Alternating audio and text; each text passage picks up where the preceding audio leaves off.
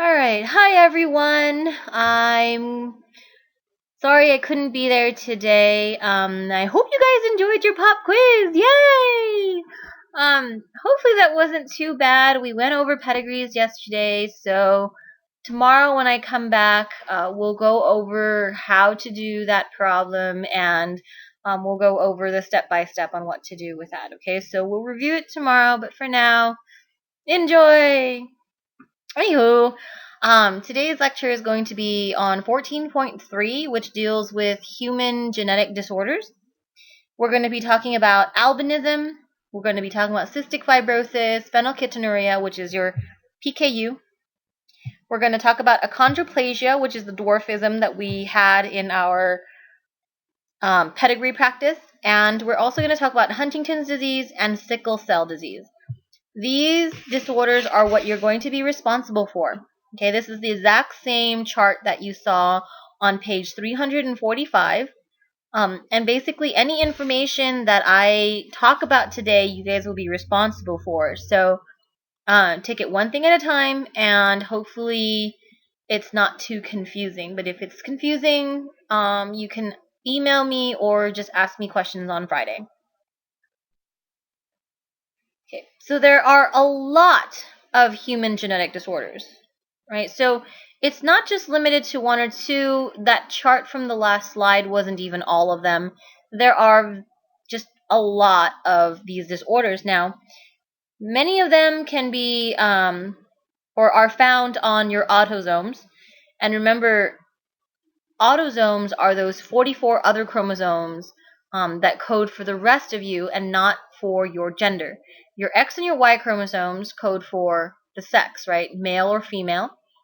And the autosomes code for basically everything else. Now, sometimes these genetic disorders are inherited as a dominant trait. Sometimes it's inherited as a recessive trait, sometimes as codominant traits. Okay, so we'll talk about how that's expressed and how that works in the next few slides. Most of these genetic disorders cannot be cured. We can test for them, but we can't really cure them just yet. A lot of what genetic engineering and genetic research is trying to do right now is to find a way for us to get into those genes, well, not like that, but get into the DNA in order to take out the problematic alleles so that we can cure the people of these genetic diseases or disorders, sorry. Okay. Some of these disorders can be controlled by modern medicine. So, for example, hypercholesterolemia is one of those disorders that people inherit from their parents that can be controlled by drugs. You can take medication that helps to lower your cholesterol. You can take steps to do that, but to be cured, meaning that it'll never come back, is not yet possible. So let's talk about our first example. Albinism is basically a disorder in which you receive two recessive genes from your parents, and it prevents your body from making pigments or any kind of pigment, right? Pigment meaning color. So your skin cannot make melanin. So therefore, people who have albinism have very pale skin. Your hair cannot make pigments either, so people who are albino will also have very, very light hair.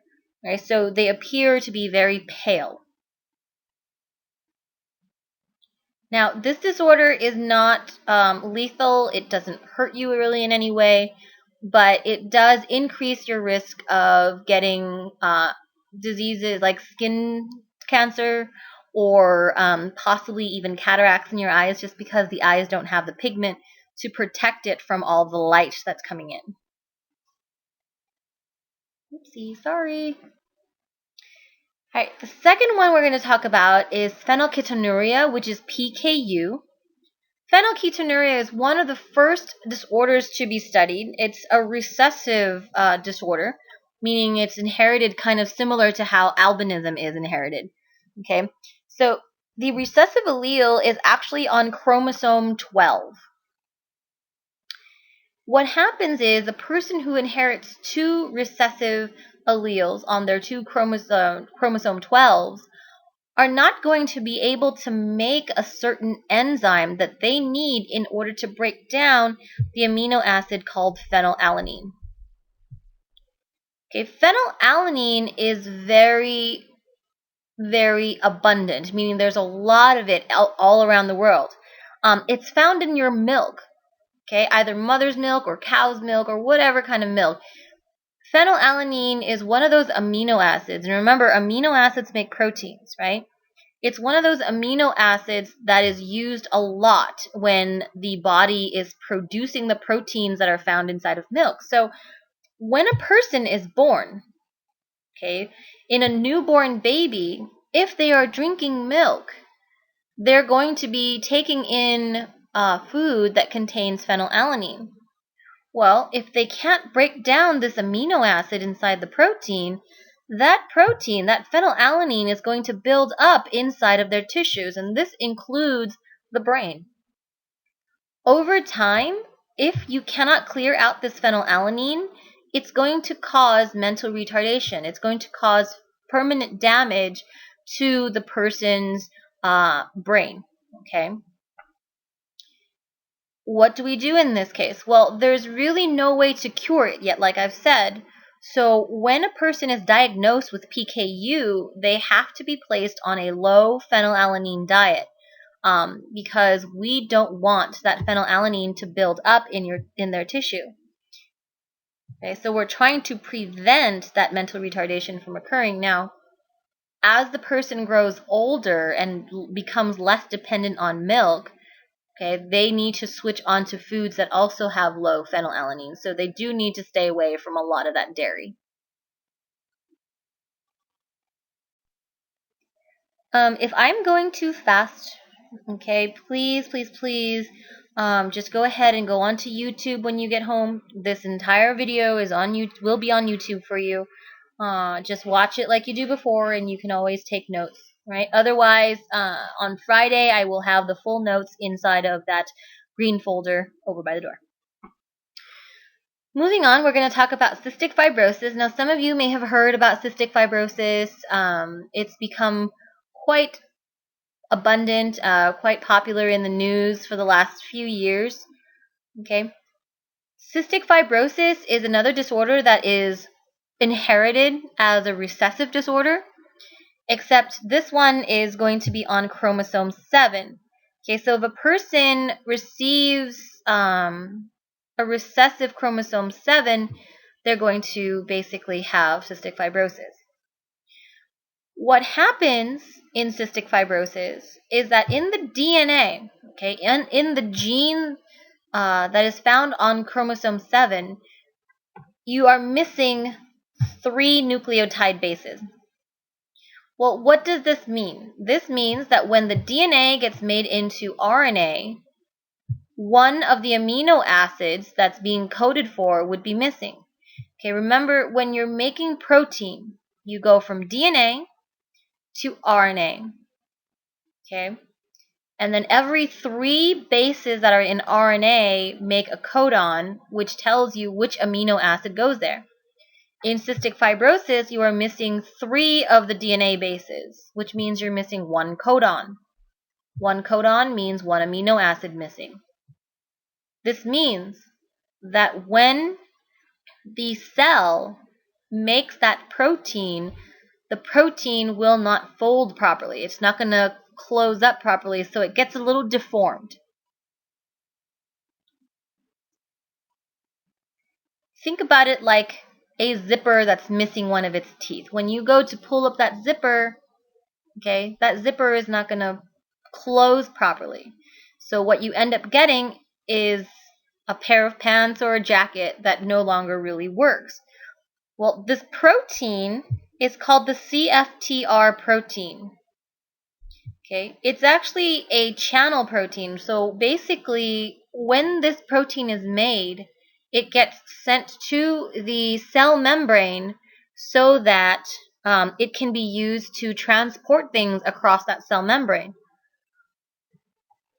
Well, because the protein does not get made properly, it never actually makes it all the way to the cell membrane to become a channel.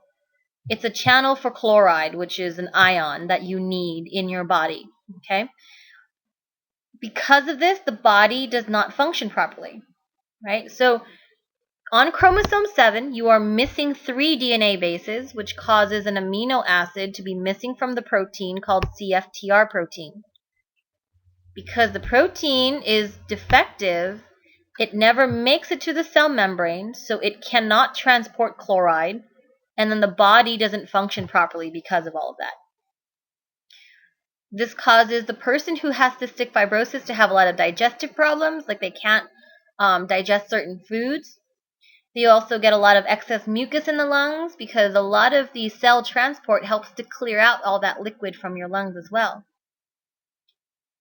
People who are heterozygous for cystic fibrosis can actually still make enough proteins to function normally.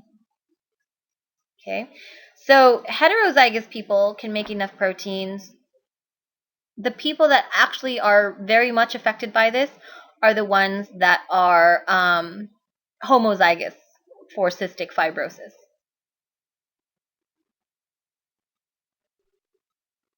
Here is what the DNA looks like right here in the lighter blue color. This is your normal nucleotide sequence right here. When it gets turned into an amino acid sequence to make protein, it should be isoleucine, phenylalanine, glycine, valine. In the cystic fibrosis disorder, you have these 3 nucleotides deleted from the sequence. So what you end up with is this new sequence, and instead of having phenylalanine in here, you have isoleucine, glycine, valine. This is what causes the protein to not fold properly.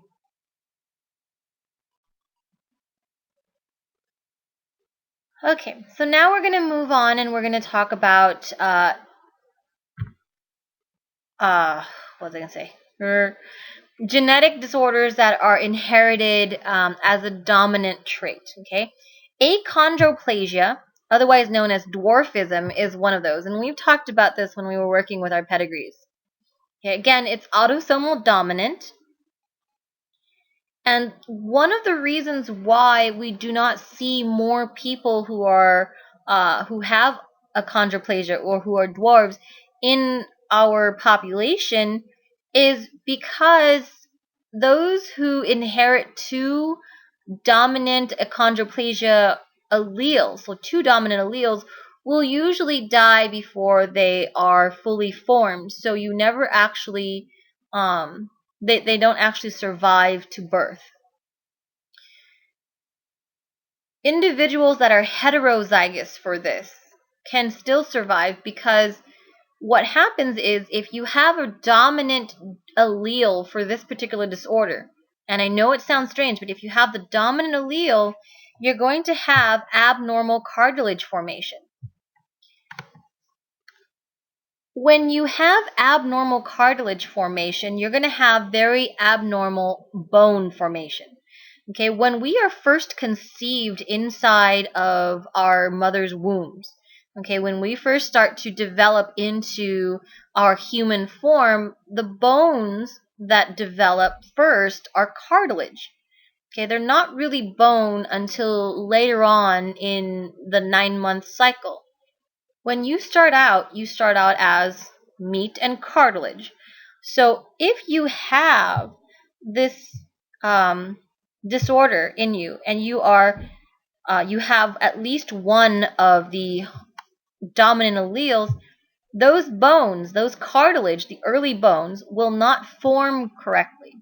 So when the person develops, they're going to have very short stature, meaning they're not going to be very tall.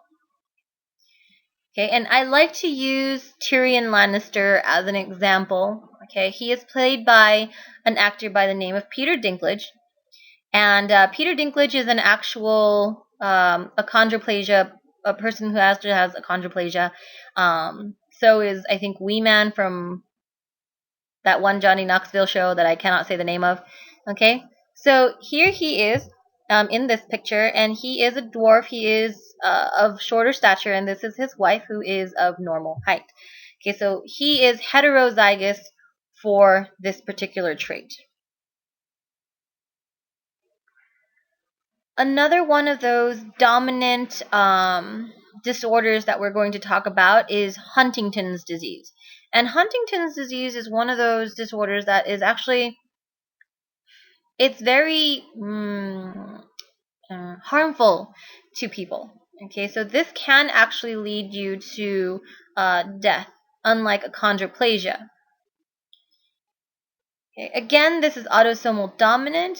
What Huntington's disease does is that it affects your nervous system.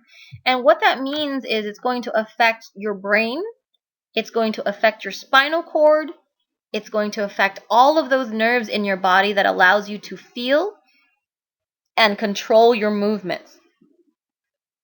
The mutation for Huntington's disease is actually on chromosome 4. So if you inherited one dominant allele on chromosome 4, you will have Huntington's disease, or you will have inherited Huntington's disease. Huntington's disease actually acts very slowly on the body.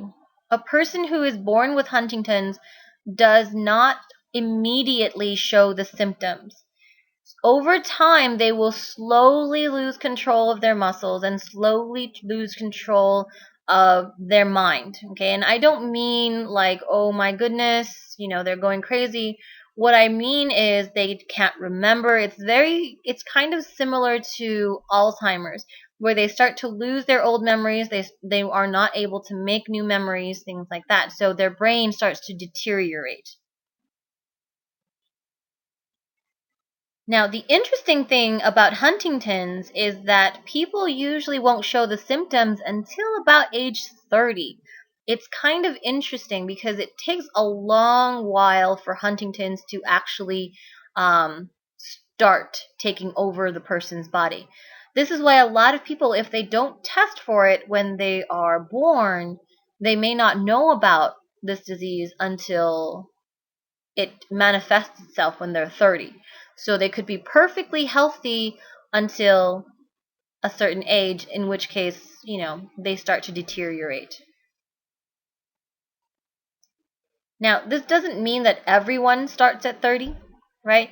If a person who doesn't show symptoms, and if a person doesn't show symptoms, until they're 30, and at that point they've already had children, and those children have inherited Huntington's, it's possible that in that generation, in that next generation, the people can start showing Huntington's at an earlier age, maybe 20, 25. Okay, and if they have kids, maybe their kids will show earlier than that as well. So it's one of those odd diseases or odd disorders where, each following generation is going to start earlier than the generation before it. And I don't really know why this happens. So if you're interested in that, please come talk to me on Friday. And I will see what I can do. Sorry, I should always finish my sentences. Moving on, we're going to talk about the codominant disorders. One of the most prominent one is sickle cell disease, otherwise known as sickle cell anemia. I mean, some of you guys have probably heard of this. Sickle cell anemia is found mostly, if we're talking about the American population, it's found mostly in African Americans and those who are of African descent. Okay, and a lot of times, or other times, it can also be found in people that are from the tropical regions. And we'll talk about the reasoning why that happens in a little bit. Okay, so sickle cell disease or sickle cell anemia is mostly found in African Americans. It's what happens it's the disease that causes, your red blood cells to turn into this sickle shape, this kind of crescent moon shape. A normal red blood cell is kind of circular, almost looks like a donut, okay? But when you have sickle cell anemia, it causes it to become flatter and curved. Okay, RBC stands for red blood cell. When the red blood cells become sickle-shaped, they get stuck inside of your capillaries. Now, capillaries are basically very, very, very tiny veins and arteries that take blood to your tissues and then back out to your body. Okay, they're the little ones that you can see if you make a fist with your hands. You can kind of see little blue lines running underneath your skin. Okay, some of us can see it a little easier than others, but those are your capillaries, really tiny stuff. These red blood cells, when you have sickle cell disease, they tend to take this weird crescent moon shape, this sickle shape. And this shape it makes it easier for the red blood cells to get stuck in those capillaries. Well, when that happens, you can't get tissue and you can't get more blood to the area. Sorry, you can't get oxygen, or blood to that area. And the tissue starts to die. Think of it like a blood clot, because that's basically what it is. When the capillary gets blocked up, you cannot get blood out there, and so the tissue begins to die. It's either your muscles or whatever it may be.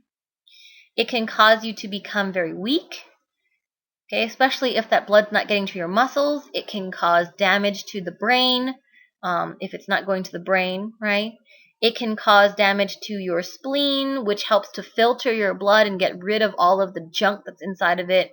And in extreme cases, sickle cell anemia can lead to death, especially if you have that blood clot lasting for a long time. Okay, it's going to take away all of that tissue, all of your muscles, and then it's going to shut down your brain and your organs. It just depends on the severity of the case. Now,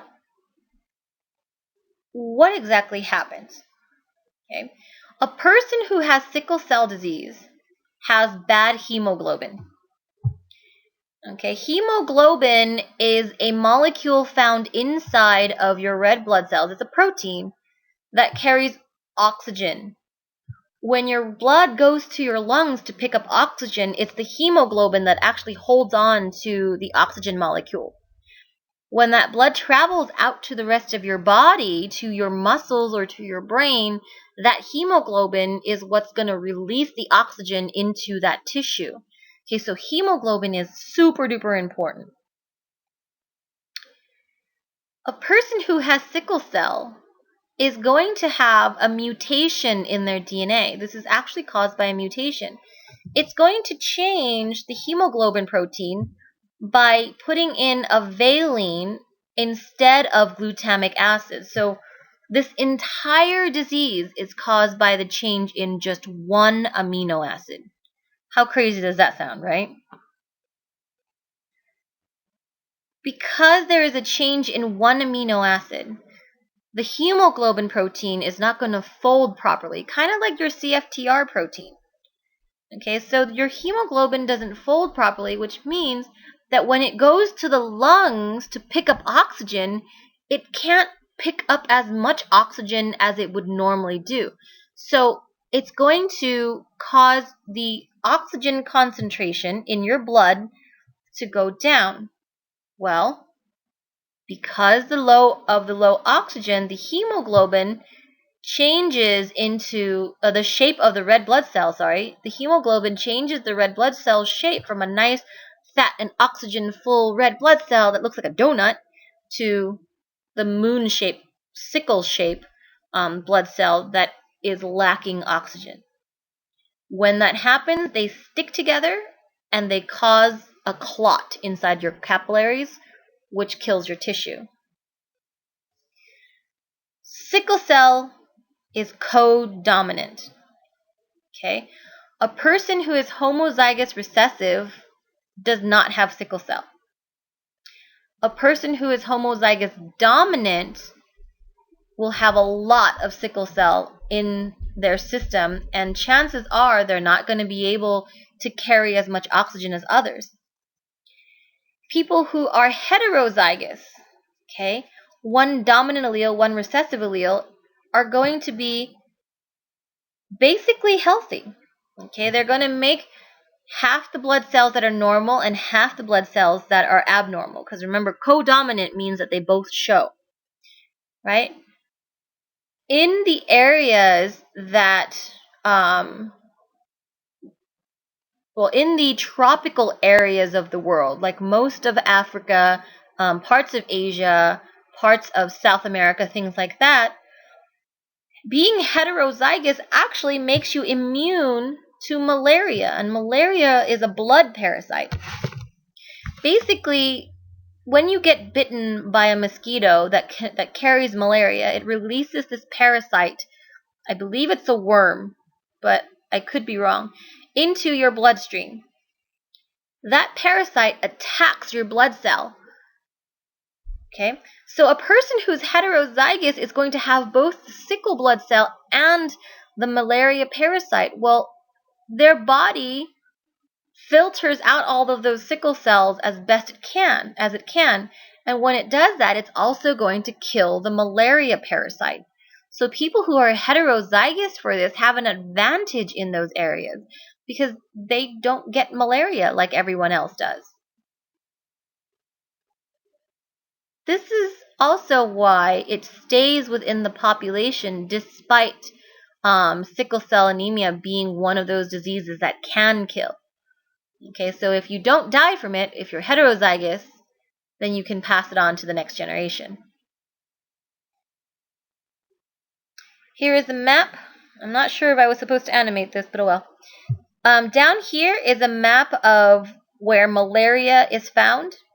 Okay, as you can see, it covers most of Africa, most of Asia actually too. But in Asia, we have different genetic disorders that help us to combat malaria, and not necessarily sickle cell. And parts of South America as well, this entire area near the equator. Here is a map of sickle cell anemia, and you can see that if you put them on top of each other, if you superimpose it, you can kind of see that they almost overlap.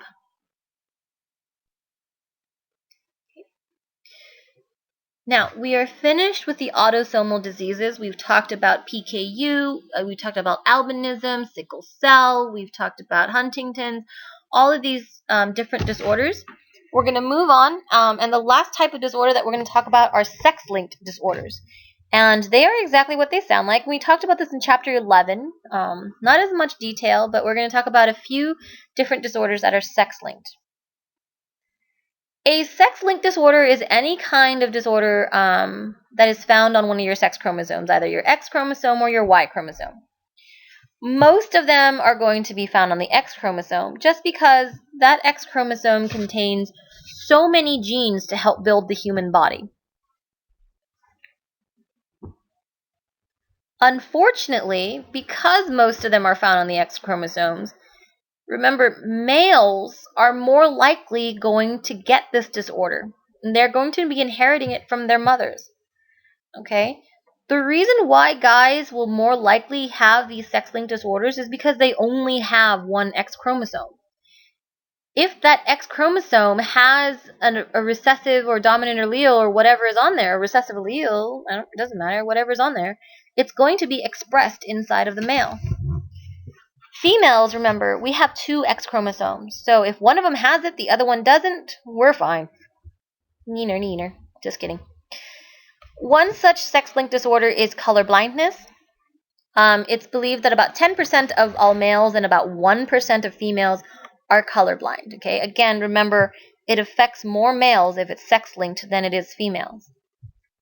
When you're looking at a pedigree for this, okay, especially for a sex-linked disorder, look for one in which most of the males are affected. The most common form of color blindness is red-green colorblind, where the person cannot tell the difference between red and green, right? So this is basically what happens, right? The allele for this particular disorder affects the ability of your eyes to pick up certain colors. Okay, those, I believe they're cones. The cones are for color, the rods are for shadow and light. And so what happens is you have defective cones that will not pick up certain colors. So you cannot tell the difference between this and that.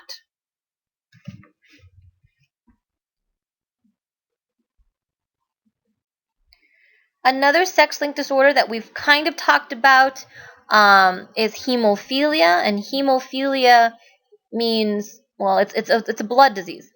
Okay, blood loving philia. Meh. Anywho, the genes that allow for your blood to clot, especially if you get a cut or a bruise or something like that, is found on your X chromosome. People who inherit a recessive X chromosome cannot make the blood clotting proteins because the genes make proteins, right? So people who have hemophilia cannot have blood that clots. It's very, very bad. Okay, that means that if they get a cut on their finger, it won't stop bleeding, right? If they're walking around and they accidentally step on some glass and it cuts their foot, they can bleed to death, right? If they're horsing around with their best friend and they get a bruise, they can bleed internally and they can die from this. So hemophilia is a pretty bad disease. Nowadays, you can get treatment for hemophilia. A lot of the treatment includes injecting proteins into your body that allows your blood to clot. Okay, and these proteins are made with genetic engineering. They make the recombinant DNA, they stick it into the bacteria, that bacteria makes these proteins for us. Okay, hopefully you remember chapter 13, right? However, it's just a treatment. It is not a cure, okay? We cannot yet cure hemophilia. We can just treat it case by case.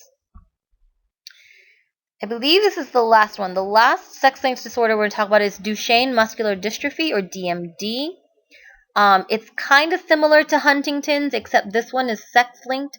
It's gradual weakening and loss of your skeletal muscles. So a person who has DMD can be very strong and, and buff. And all of a sudden, over time, well, not all of a sudden, but over time and slowly, they start to lose all of their muscles. They start to get very, very weak and they cannot, eventually, they cannot move. It is a recessive disorder, just like hemophilia, but it's connected to the X chromosome, so it's a sex-linked recessive disorder. And one of the things with DMD that people, or well, science is looking into is basically trying to find a cure for it by replacing the defective allele. If we can just get into the DNA and pull out the allele that causes these disorders, we can eliminate them from the population. However, are we basically trying to recreate Gattaca? Are we genetically engineering humans too much? And we'll talk about that a little bit later on too. Now, we're done with talking about genetic disorders. The last thing is a phenomenon that I will talk to you guys about called X chromosome inactivation. And this happens in females. In girls, there are 2 X chromosomes in every cell because women are XX, men are XY. But having 2 chromosomes, 2 X chromosomes especially, is redundant. Okay, that means you have too many and you don't have a use for them. Your cells have a way of dealing with this. They're going to turn one off. They inactivate it. Okay, so at any time in your cell, there's only 1 X chromosome that's active. The inactive one forms what's called a bar body. Okay, a bar body basically is just an X chromosome that is not working at the time. It's just turned off. It's random which one gets turned off, right? In one cell, you can have the one from your dad turned off, and in the next cell, it can be the one from your mom, right? So it's random. The best way to see X chromosome inactivation is to look at a calico cat. Now, calico cats are the ones that are part black, part orange, and 100% cute, okay? In cats, the gene that gives them the color on their fur is found on the X chromosome. Because X chromosome inactivation occurs randomly, some parts of the cats, some of the cells, are going to turn off the X chromosome that contains the black allele for black fur. Other parts of it are going to turn off the orange allele for orange fur. So that's how you get a cat that is part black, part orange. Okay. Now, again, this only happens in females. So with kitty cats, we can kind of sort of determine the cat's gender by looking at the color of the spots on its fur. Now, if it's all one color, like this little kitty on the right-hand side, most likely it'll be male. Okay, now I'm not saying that all single-colored cats are male, but a good way of telling the gender of the cat is the color of its fur. Okay, so this one happens to be male. And if it's a calico like this one right here, with its little orange and black fur, is most likely going to be female. Okay, because in some parts, one X is turned on, the other is off, and the other parts, it's the opposite. Okay, so that's how you can get differently colored fur on a kitty cat. Whoops. Ha ha ha. I was supposed to stop it. Ha ha ha.